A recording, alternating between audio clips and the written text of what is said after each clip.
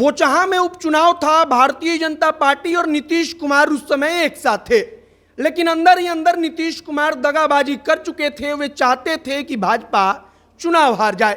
हुआ भी ऐसा ही। बोचहां का विधानसभा उपचुनाव भारतीय जनता पार्टी हार जाती है और उसके बाद अचानक से समीकरण बदला।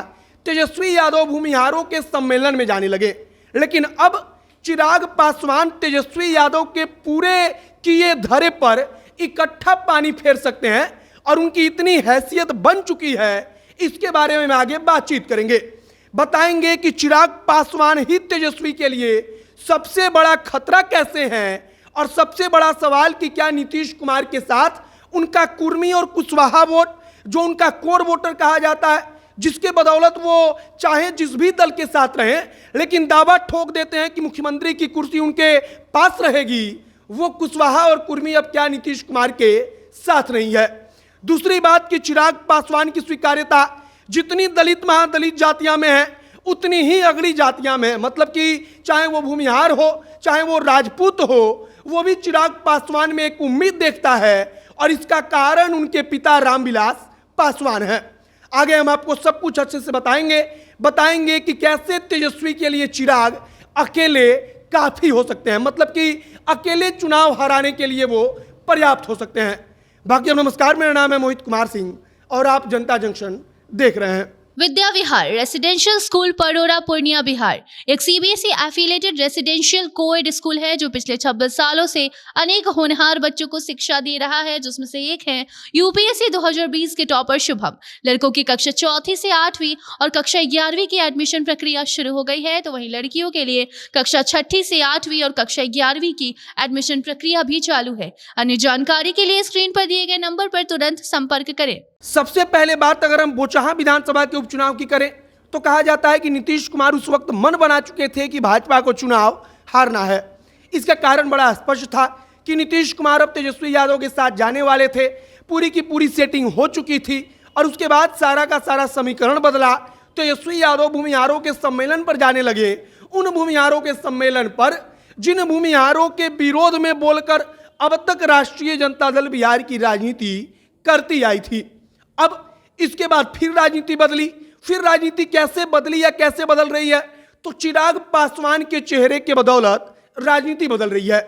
अब कुर्नी विधानसभा का उपचुनाव उठाइए, वहां पर कुशवाहा और कुर्मी वोटर और यादव और मुसलमान अगर एक साथ मिलता है तब वहां पर किसी की हैसियत नहीं कि इस समीकरण के आगे टिक पाए, लेकिन वहां पर भारतीय जनता पार्टी चिराग पासवान के चेहरे की बदौलत टिक जाती है और टिकती नहीं बल्कि चुनाव जीत जाती है। भले ही अंतर कम हो, लेकिन सवाल उठ जाता है कि क्या नीतीश कुमार का कुर्मी और कुशवाहा उनसे छिटक रहा है। इधर अगर हम चिराग पासवान की बात करें तो चिराग पासवान के चेहरे से ना भूमिहार को ऐतराज है, ना राजपूत को ऐतराज है, ना किसी ब्राह्मण को ऐतराज है। और इसका सबसे बड़ा कारण है कि चिराग पासवान ने अब तक कुछ ऐसा नहीं बोला है या वो कुछ ऐसा फालतू का बयानबाजी नहीं करते जो सीधे तौर पर किसी जाति को टारगेट करे या किसी धर्म को टारगेट करे। मतलब कि चिराग पासवान के पिता रामविलास पासवान, जिनकी पार्टी को चलाने वाले अगर सही तौर पर कहा जाए तो भूमिहार नेता थे, जो भूमिहार नेता चिराग पासवान के साथ भी आए, लेकिन जब पार्टी टूटी तो वो भूमिहार नेता अलग थलग पड़े।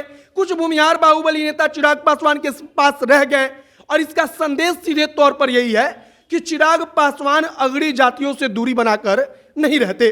दूसरी बात, रामविलास पासवान वो नेता हैं जिन्होंने गरीब अगड़ी जाति के लोगों के लिए आरक्षण का समर्थन किया था, जिन्होंने संसद में रिजर्वेशन की वकालत की थी। और रामविलास पासवान ने कहा था कि चाहे वो अगड़ी जाति का हो, चाहे वो भूमिहार हो, चाहे वो बाभन हो, चाहे वो राजपूत हो, अगर वो गरीब है तब उसको आरक्षण का हक मिलना चाहिए।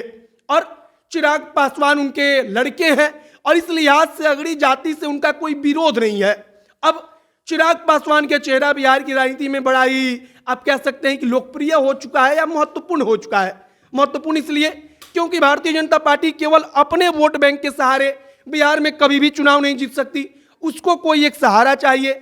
सहारा अगर चिराग पासवान जैसा मिलता है, वो भी ऐसे वक्त में जब चिराग पासवान की छवि आप कह सकते हैं कि बिल्कुल ठीक है, उनके ऊपर कोई दाग नहीं है, उनकी लोकप्रियता बढ़ रही है, उनकी बिहार यात्रा जो हुई उस दौरान उनकी लोकप्रियता और बढ़ी। अब चिराग पासवान तेजस्वी यादव के लिए सबसे बड़ी चुनौती बन चुके हैं। दरअसल चिराग पासवान के भाजपा के साथ जाने से भाजपा का कोर वोटर छिटक नहीं रहा, बल्कि आप 2020 के विधानसभा चुनाव को याद कीजिए, जब भारतीय जनता पार्टी और नीतीश कुमार एक साथ चुनाव लड़ रहे थे, तब नीतीश कुमार जहां जहां से चुनाव लड़ रहे थे वहां वहां चिराग ने अपनी पार्टी का उम्मीदवार दिया और कहा गया कि जो अगड़ी जाति का वोटर था, मतलब कि भूमिहार, राजपूत, ब्राह्मण, वो सब चिराग पासवान के चेहरे पर नीतीश कुमार को वोट ना देकर लोजपा की तरफ ट्रांसफर हो गया। और यह भारतीय जनता पार्टी के लिए सबसे बड़ी ताकत है कि चिराग पासवान को आगे करने से अगड़ा कोई नाराज नहीं होगा। और फिलहाल राष्ट्रीय जनता दल इसीलिए अब प्यार से चिराग पासवान को अपनी तरफ बुला रही है, वो एक प्रकार से दोस्ती का हाथ बढ़ा रही है। लेकिन आगे क्या कुछ होगा यह देखने वाला विषय होगा। आगे जो जानकारी आएगी जनता जंक्शन के माध्यम से आप तक हम पहुंचाएंगे। आपकी क्या प्रतिक्रिया है कमेंट बॉक्स में लिखकर बताइएगा, वीडियो शेयर कीजिएगा। कैमरे से घनश्याम खड़े हैं और मैं मोहित कुमार सिंह। बहुत बहुत धन्यवाद।